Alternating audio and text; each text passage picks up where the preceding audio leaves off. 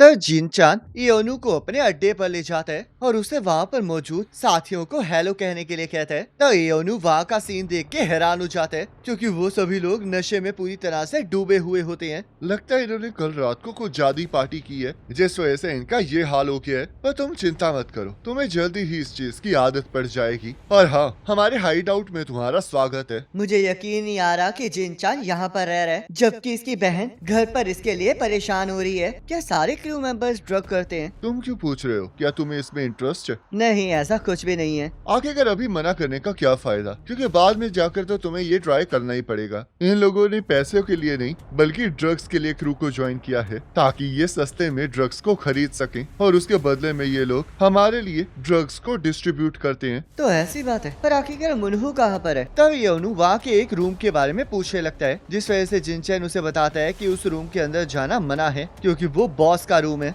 और सिर्फ team leaders ही हैं जो वहाँ पर जा सकते हैं और वो भी जब उन्हें बुलाया जाता है। पर हम देखते हैं योनु जबरदस्ती उस रूम के अंदर घुस जाता है और जिनचैन के रोकने पर भी नहीं रुकता और हम देखते हैं वहाँ पर उसे मुनहु मिल जाता है। तब मुनहु को ड्रग्स के चोरी होने की सारी बात पता लग जाती है जिस वजह से मुनहु जिनचैन से पूछने लगता है कि आखिरकार उसने उसे इतनी बड़ी बात क्यों नहीं बताई थी। माफ कर देना बॉस, मुझे लगता है कि हमारी टीम के कुछ क्लाइंट्स ने हमारे शेड्यूल के बारे में पता लगा लिया था और हमसे ड्रग्स को छीनने की कोशिश की। पर आप चिंता मत कीजिए क्योंकि ऐसा आगे नहीं होगा। तब मुनहु कहता है मुझे विश्वास नहीं हो रहा कि ऐसा भी हो सकता है। तो तुम्हारी टीम के अंदर 10 लोग हैं ना, जिसका मतलब इस बच्चे ने अकेले 10 लोगों का काम किया है और मुझे नहीं लगता कि ऐसा लड़का हमारी गैंग में कोई मामूली वर्क करने आया है। तो आखिरकार तुम चाहते क्या हो? कुछ भी नहीं, मैं तो बस टीम लीडर बनना चाहता हूँ। अब एविडेंस को कलेक्ट करने का टाइम आ चुका है। और तब हमें थोड़े टाइम बाद का सीन दिखाया जाता है। आखिरकार तुमने बॉस को सब कुछ क्यों बताया? अगर तुम्हें टीम लीडर ही बनना था तो तुम मुझे भी तो कह सकते थे। पर चलो कोई बात नहीं। तो बताओ आखिरकार टीम लीडर बनके कैसा लग रहा है? तुम पहले ऐसे पर्सन हो जो कि 17 की उम्र में ही टीम लीडर बन गए हो और बॉस को एक न्यूबी को इतनी जल्दी लीडर नहीं बनाना चाहिए था क्योंकि इससे तो तुम बिगड़ सकते हो। तो देखो अब बायर का मैसेज आ चुका है। आखिरकार वो लोग क्या खरीद रहे हैं? जरा अपना दिमाग का इस्तेमाल करो। तुम्हें क्या लगता है कि वो हमसे गले की खांसी की दवाई खरीदने आ रहे हैं? तो चलो फिर मैं तुम्हें बताता हूँ कि आखिरकार यहाँ पर चीजें कैसे चलती हैं। ये एक ग्रुप चैट है जिसे हम ऑपरेट करते हैं और इसे ड्रग स्टोर कहा जाता है। टीम लीडर्स इस चैट के अंदर एड ड्रॉप करते हैं और उसके बाद एडिक्ट्स इस मैसेज को पढ़ लेते हैं और तुम्हें डायरेक्टली मैसेज करते हैं कि आखिरकार उन्हें क्या चाहिए। पर क्या ये खतरनाक नहीं है? क्योंकि अगर तुम इस तरह ग्रुप चैट करोगे तो इसे तो कोई भी ज्वाइन कर सकता है और पुलिस इसे एक्सेस करके तुम्हारी चैट हिस्ट्री भी देख सकती है। इस चैट को कोई और एक्सेस नहीं कर सकता क्योंकि हम यहाँ पर टेलीपोर्टग्राम मैसेजिंग ऐप का इस्तेमाल करते हैं। ये ऐप प्राइवेसी को वैल्यू देती है और इस वजह से इसके स्पेशल फीचर्स हमें प्रोटेक्ट करते हैं। इसका मैसेज एनक्रिप्ट हो जाता है जिस वजह से सिर्फ सेंडर और रिसीवर ही इस मैसेज को पढ़ सकते हैं। पर ये तो इलीगल है ना? ऐसा कुछ भी नहीं है क्योंकि इसके 500 मिलियन से भी ज्यादा यूजर्स हैं और इनके सर्वर्स बाहर की कंट्री में हैं, जिस वजह से तुम्हें ये चिंता करने की कोई जरूरत नहीं है। और हमारे पैसों को भी कोई ट्रैक नहीं कर सकता क्योंकि हम क्रिप्टो का इस्तेमाल करते हैं। आजकल जितने भी बड़े क्राइम्स हो रहे हैं वो इसी ऐप के थ्रू हो रहे हैं और जब हम एक बार ये कंफर्म कर लेते हैं कि बायर ने हमें पैसे भेज दिए हैं तो हमारी ड्रॉप ऑफ टीम उसे उसका सामान दे आती है। हमारी ड्रॉप ऑफ टीम बायर को डायरेक्टली ड्रग नहीं देती है बल्कि वो उसे किसी अपार्टमेंट, बिल्डिंग नंबर या फिर यूनिट में छुपा देती है और टीम लीडर को बता देती है कि वो कितनी दूर है, जिस वजह से टीम लीडर बायर को इसके बारे में बता देता है। और जैसे ये चैट एंड होती है तब ये पूरी तरह से अनट्रेसेबल बन जाती है और पुलिस भी इस ग्रुप चैट में एंटर नहीं कर सकती क्योंकि बायर को अपनी पर्सनल इंफॉर्मेशन देनी पड़ती है, जिस वजह से अगर वो ऐसा करेंगे तो वो खुद भी फंसेंगे। पुलिस चाहे तो हमें कैच करने की कोशिश कर सकती है पर मैं गारंटी देता हूँ कि वो हमें कभी कैच नहीं कर पाएंगे। तो योनु स्कूल में जाके ये सब कुछ हॉबिन को बता देता है, जहाँ पर हम देखते हैं रूमी योनु के हाथ पर क्रोनफी गैंग का टैटू बना रही होती है क्योंकि वो टैटू ये दिखाता है कि वो गैंग के प्रति कितने लॉयल है।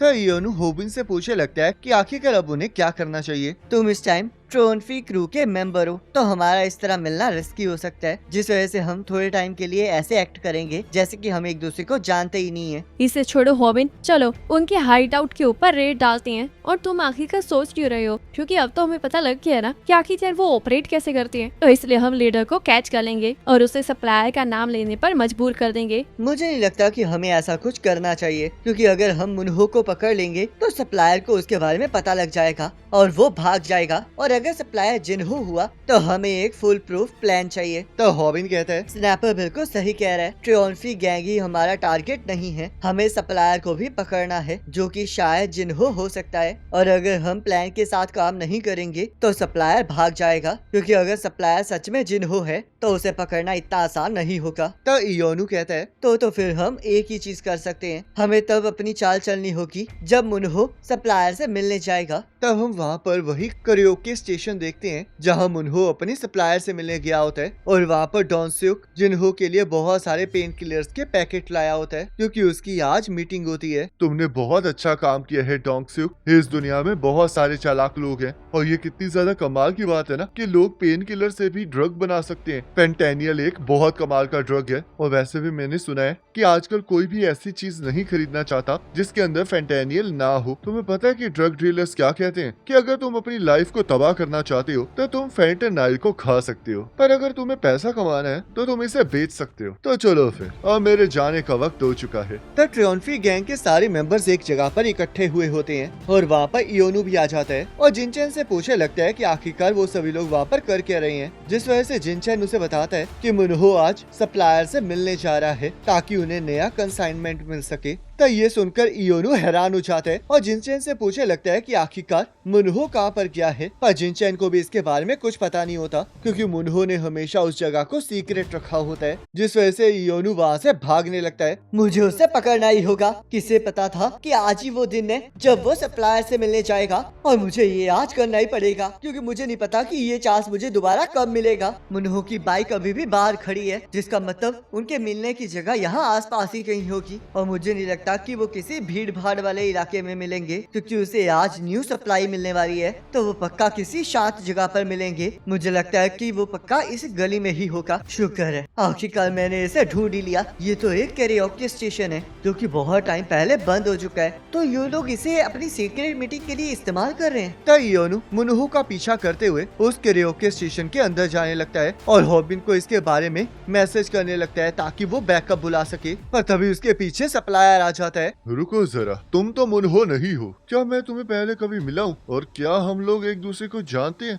रुको जरा, क्या ये जिन्हो है? तभी मुन्हो वहाँ पर आकर इयोनु को गर्दन से पकड़ लेता है और उसे पूछने लगता है कि आखिरकार वो वहाँ पर कर क्या रहा है। मैंने अभी तक उसके फेस को ध्यान से देखा नहीं है, जिस वजह से मुझे नहीं पता कि आखिरकार ये है कौन, पर आखिरकार मुन्हो इतना ज्यादा स्ट्रॉन्ग कैसे है? मुझे माफ कर देना, मुझे लगता है कि ये बंदा मेरा पीछा करते करते यहाँ पर आ गया है। तब सप्लायर कहता है मैं सोच ही रहा था कि आखिरकार ये है कौन, तो ये तुम्हारा साथी है, पर मैंने तुम्हें कहा था ना कि हमें एक दूसरे के लिए प्रॉब्लम खड़ी नहीं करनी चाहिए, और जब हम सीक्रेट मीटिंग कर रहे हो तब हम किसी और को अपने साथ नहीं ला सकते, तो इसका मतलब अब हमें इस बच्चे को मारना ही पड़ेगा। पर रुको जरा, मैं तो बस मजाक कर रहा हूँ। मुझे लगता है कि इसने अभी तक मेरा फेस नहीं देखा है, तो इसलिए इसे छोड़ दो। और हाँ मुन्हो, आज हम कोई भी मीटिंग नहीं कर रहे हैं, तो इसलिए अब हम किसी और दिन मिलेंगे। तो सप्लायर मुन्हो को ड्रग्स का बैग देके वहाँ से चला जाता है और यहाँ हम देखते हैं ग्योल एक पार्क के अंदर छुपी हुई होती है जहाँ पर उसने खाना ऑर्डर किया होता है। दोनों हॉबिन और इयोनु जिन्हो की वजह से डिस्ट्रैक्टेड है,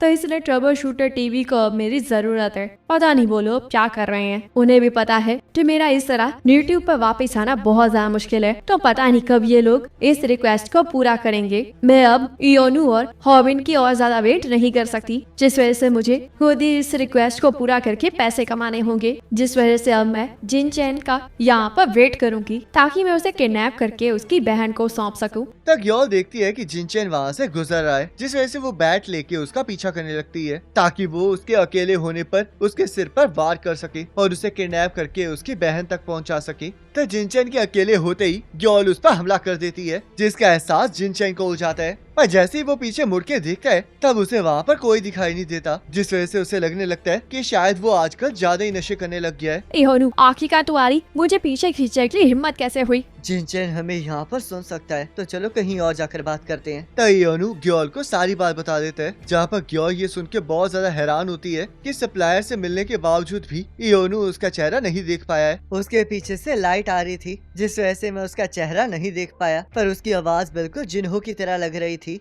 तो आखिरकार अब तुम क्या करने वाले हो? मुझे लगता है कि अब मुझे उनके नेक्स्ट मीटिंग तक वेट करना पड़ेगा। मेरी गलती की वजह से मुनहो इस टाइम मुझ पर शक कर रहा है, जिस वजह से मुझे उसका भरोसा हासिल करना पड़ेगा। और इसी वजह से मैंने उसे कहा है कि मैं भी घर से भागकर हाइड आउट में रहूंगा, जिसके लिए वो मान गया है। और अब मुझे कुछ ऐसा करना होगा जिससे कि मुनहो को मुझ पर पूरा विश्वास हो जाए। मुझे पता है कि तुम सप्लायर को पकड़ना चाहते हो, पर आखिरकार हम जिनचेन को वापस लाने वाली रिक्वेस्ट का क्या करने वाले हैं? तुम्हें पता है ना कि उसकी सिस्टर उसे देखना चाहती है, और अगर हमें पैसे कमाने हैं और अपने चैनल को पॉपुलर करना है तो हमें इस रिक्वेस्ट को पूरा करना ही पड़ेगा। मुझे लगता है कि हम सप्लायर को पकड़ने के बाद जिनचैन से बात करके उसे घर भेज सकते हैं, क्योंकि मुझे वो बुरा आदमी नहीं लगता है। वो बस थोड़ा बिगड़ा हुआ है पर दिल का अच्छा इंसान है, जिस वजह से मुझे लग रहा है कि मुनहो बस उसके एडिक्ट होने का फायदा उठा रहा है। तो इसलिए अब हमें मिलकर इस चीज को सुलझाना पड़ेगा। ठीक है, पर जरा ध्यान रखना योनू। और हाँ, अंडर कवर होने का पहला रूल ये है कि तुम्हें तब तक अपनी तरफ अटेंशन ड्रॉ नहीं करनी चाहिए जब तक तुम मरना नहीं चाहते।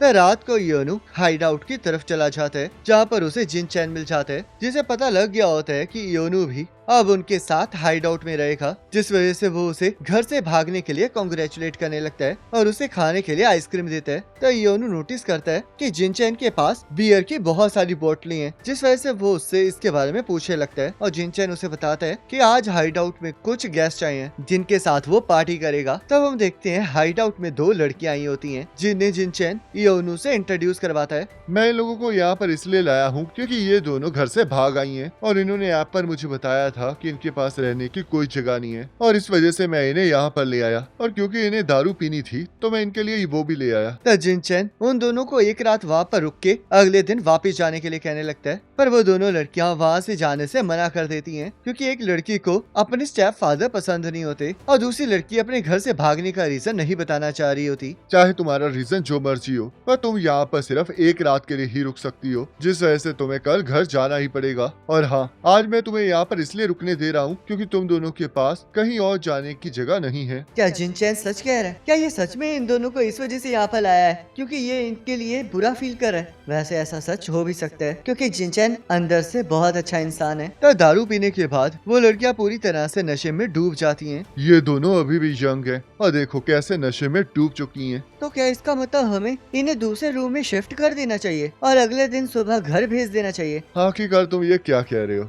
रात तो अभी शुरू हुई है। रुको, हकीकत तुम ड्रग्स क्यों निकाल रहे हो? चिंता मत करो, मैं इन्हें हर्ट नहीं करने वाला, बल्कि मुझे एक काम करना है। वैसे भी ये लड़कियां घर तो वापस जाने नहीं वाली हैं, जिस वजह से मैं धीरे धीरे इन्हें ड्रग्स की आदत डलवाऊंगा ताकि ये एडिक्ट हो जाएं, और उसके बाद इनसे ड्रग्स के पैसे मांगूंगा। पर क्योंकि इनके पास पैसे नहीं होंगे तो ये ड्रग्स खरीदने के लिए किसी भी तरह पैसे कमाने की कोशिश करेंगी, जिसके बाद मैं इन्हें प्रोस्टिट्यूट बना दूंगा। ये लड़कियां ड्रग्स के लिए कुछ भी करने के लिए तैयार हो जाएंगी। तो चलो फिर ध्यान से देखो कि आखिरकार ये काम कैसे किया जाता है। तो योनू जिनचैन को एक जोरदार मुक्का मारता है। जिनचैन, तुम्हें कम से कम ऐसे एक्ट तो करना चाहिए था कि तुम एक ह्यूमन हो। मुझे माफ कर देना हॉबिन, क्योंकि मैं मिशन में फेल हो चुका हूँ। मैंने खुद को रोकने की बहुत कोशिश की थी, पर मैं फिर भी खुद को नहीं रोक पाया। आखिरकार अब मैं क्या करूँ? योनू, तुम मुझ पर हमला करके नहीं बच सकते। रुको जरा, ये सिचुएशन इतनी भी बुरी नहीं है। मुझे बस चांद से ऑन की तरह जिनचैन को डराना पड़ेगा ताकि ये हमारे साथ काम करने के लिए मान जाए, और उसके बाद जिनचैन एक स्पाई बन जाएगा जो कि मेरे ऑर्डर्स माना करेगा।